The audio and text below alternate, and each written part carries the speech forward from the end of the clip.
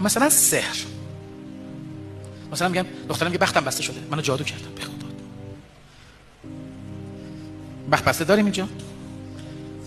نداریم، همه بختا باز. خدا رو شکر. آقا سلام کسی هست؟ هر جا میره نداریم. خدا رو شکر. این هم مجرد پس چی اینا؟ اینا نخواسته، میدونی آمادگی ازدواج ندارن، میخوان ادامه تحصیلات بدن وگرنه بخمخ مشکل نداره.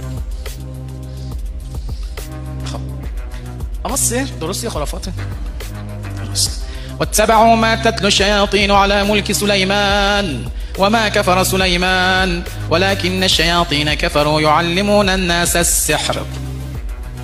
در زمان حضرت سلیمان عوالم به هم نزدیک شدن، این اجنه و شیاطین تونستن به عالم انسان ها راه پیدا کنن. میدونی که خداوند اجازه نزدیکی عوالم را به هم نمیدهد مگر با علوم خاص، مثل علوم احضار جن که علوم غریب است.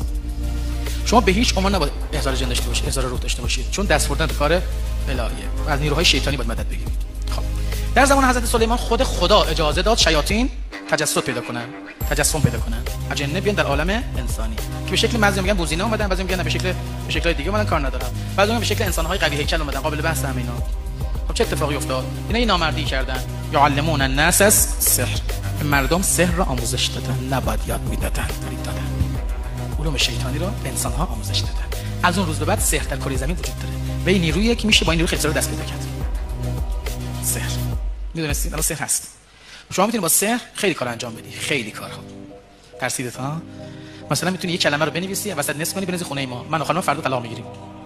اونو طلاق بگیره با اون ازدواج کن، دو نفر از اون همه رو بنداز دیگه بالاخره. دقت کردی اونایی که اهل سحرن اکثرا بدبختن.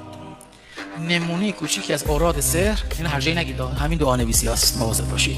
استفاده کردن از بعضی کلمات قرآن بعضی وقت سحر. همون قرآن با اون عظمتش.